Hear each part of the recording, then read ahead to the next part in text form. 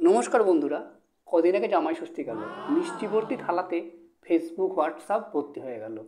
মিষ্টি খেতে আমরা কম বেশি সবাই ভালোবাসি, কিন্তু আপনি কি জানেন মানুষের মিষ্টির প্রতি একটা আসক্তি আছে। কারো কারো ক্ষেত্রে এটা কিন্তু আবার নেশায় পরিণত হয়ে গেছে। আর মিষ্টির প্রতি এই আসক্তি প্রাগৈতিহাসিক যুগে মানুষকে বেঁচে থাকতে সাহায্য করেছিল। আজকের ভিডিওতে আমরা এই প্রশ্নের উত্তরগুলি খোঁজার চেষ্টা করব। প্রথমেই মানুষের মিষ্টি কেন লাগে, তার জন্যে দুটো জিনিস দায়ী। এক হচ্ছে আমরা যে খাবারগুলো খাই, যেগুলো খেতে মিষ্টি, তার মধ্যে চিনি বা সুক্রোজ থাকে।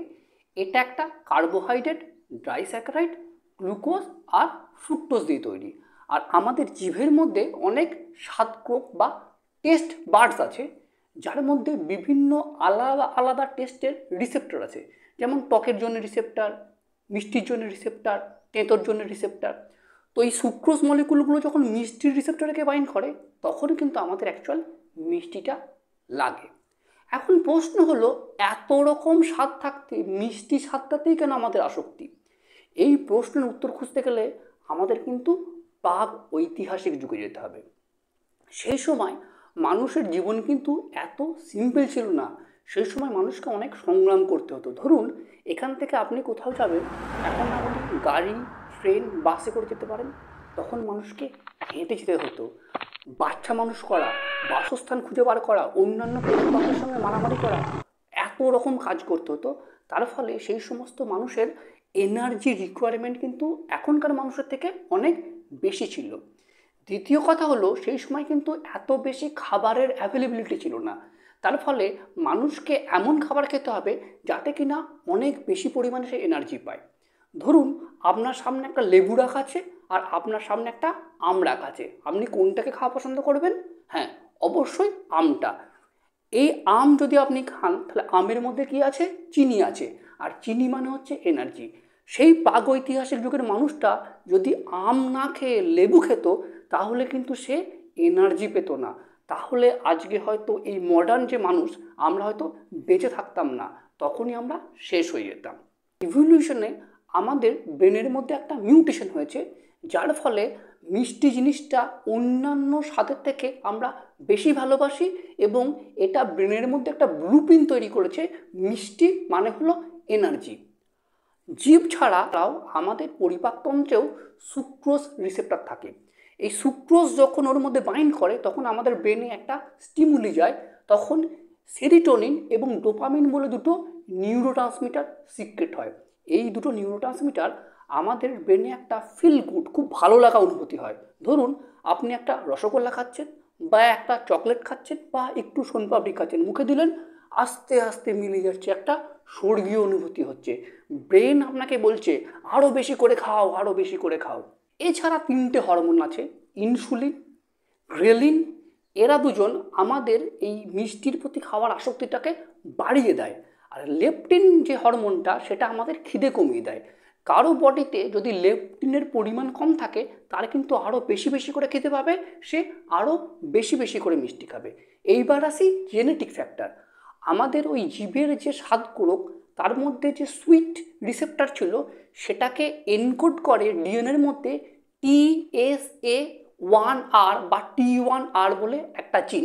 তাদের বিভিন্ন রকম ভেরিয়েশন হয়। কিছু কিছু ভেরিয়েশনে কি হয়, এই মিষ্টি স্বাদটা খুব কম অনুভূত হয়।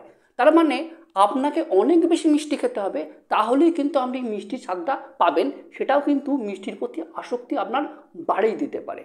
কারো যদি ব্লাড গ্লুকোজ লেভেল কম হয়, তারও কিন্তু মিষ্টি খাওয়ার ইচ্ছা মনের মধ্যে বেড়ে যায়।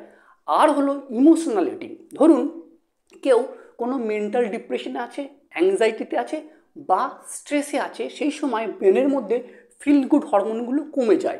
এই সময় আপনি যদি মিষ্টি খান, তাহলে ব্রেনের মধ্যে ফিল গুড হরমোনগুলো আবার রিলিজ করবে, আপনার একটা ভালো লাগবে। এই ইমোশনাল ইটিংও কিন্তু মানুষকে অনেক সময় মিষ্টি খেতে বাধ্য করে। আপনার যদি ডিহাইড্রেশন হয়, তাহলেও কিন্তু মিষ্টি খাওয়ার ইচ্ছা আপনার বেড়ে যাবে। এছাড়া তিনটে মিনারেলস, ম্যাগনেসিয়াম, জিঙ্ক, ক্যালসিয়াম, এদের পরিমাণ যদি কমে যায়, তাহলেও মানুষের মধ্যে কিন্তু মিষ্টি খাওয়ার ইচ্ছা বেড়ে যায়। আমরা যদি রোজ মদ খাই, তাহলে মদের প্রতি আমাদের একটা নেশা তৈরি হবে। সেরকম আপনি যদি রেগুলার মিষ্টি খান তাহলেও কিন্তু মিষ্টির প্রতি আপনার একটা নেশা তৈরি হয়ে যাবে। আবার কোনো বাচ্চাকে আপনি যদি খুব ছোটো থেকে মিষ্টি খাওয়ানো শুরু করুন তাহলে তার জিভটা ওই মিষ্টির প্রতি একটা আসক্ত অনুভব করবে। আমরা ন্যাচারাল মিষ্টি মানে হচ্ছে ফ্রুটস, হানি এগুলো ছাড়াও আরও অনেক রকম আর্টিফিশিয়াল মিষ্টি খাই, যেমন ধরুন সন্দেশ, রসগোল্লা, সোনপাপড়ি বা কোল্ড ড্রিঙ্কস। এর মধ্যে কিন্তু চিনির পরিমাণ অনেক বেশি থাকে। এগুলোর মধ্যে অনেক সময় আর্টিফিশিয়াল সুইটনার থাকে, সেগুলো আবার চিনির থেকে 300-400 গুণ বেশি মিষ্টি। তাহলে আপনি যদি আপনার জিভকে সবসময় বেশি করে মিষ্টি খাওয়ান তাহলে জিভটা কিন্তু ওই রকমভাবেই ট্রেন্ড হবে, তার ফলে ও আরও বেশি করে মিষ্টি খেতে চাইবে। এছাড়া আমাদের বিভিন্ন রকম কালচারাল যে প্রোগ্রামগুলো হয় সেখানেও কিন্তু আমরা মিষ্টি মুখ করে শুরু করি। এই অভ্যাসটাও কিন্তু মিষ্টি খাওয়া বা মিষ্টির প্রতি একটা আসক্তি আমাদের মধ্যে তৈরি করে। মোদ্দা কথা কি জানালো, প্রাগ ঐতিহাসিক যুগে মানুষ মিষ্টির প্রতি আসক্ত ছিল বলেই ওই আম বা ফল, মধু এইগুলোকে খেত। তার ফলে তারা প্রচুর পরিমাণে এনার্জি পেয়েছিল এবং তারা সারভাইভ করতে পেরেছিল। আজকের দিনে আমরা যে এনভায়রনমেন্টে থাকি সেখানে আমাদের অত এনার্জির দরকার নেই। তাছাড়া আমাদের এনার্জিযুক্ত খাবারের অ্যাভেলেবিলিটি অনেক বেশি। এই জন্যে আমরা কি করি, প্রয়োজনের তুলনায় বেশি পরিমাণে মিষ্টি খাচ্ছি, যেটা আমাদের শরীর হ্যান্ডেল করতে পারে না। তার জন্য কিন্তু আমাদের বিভিন্ন রকম প্রবলেম হচ্ছে। ছেলেদের তুলনায় মেয়েরা কিন্তু বেশি মিষ্টির প্রতি আসক্ত। কোনো কোনো মানুষ আছে যারা আবার কিন্তু মিষ্টি খাওয়া একদমই পছন্দ করে না। মিষ্টি খাওয়া শুধুই খারাপ না, এর অনেক ভালো দিকও আছে, অবশ্যই খারাপ দিকও আছে। এই মিষ্টি খাওয়ার আসক্তি থেকে আমরা কিভাবে নিজেদের মুক্ত করব, এই সমস্ত জিনিসগুলো আমি আপনাদের পরবর্তী ভিডিওতে বলবো।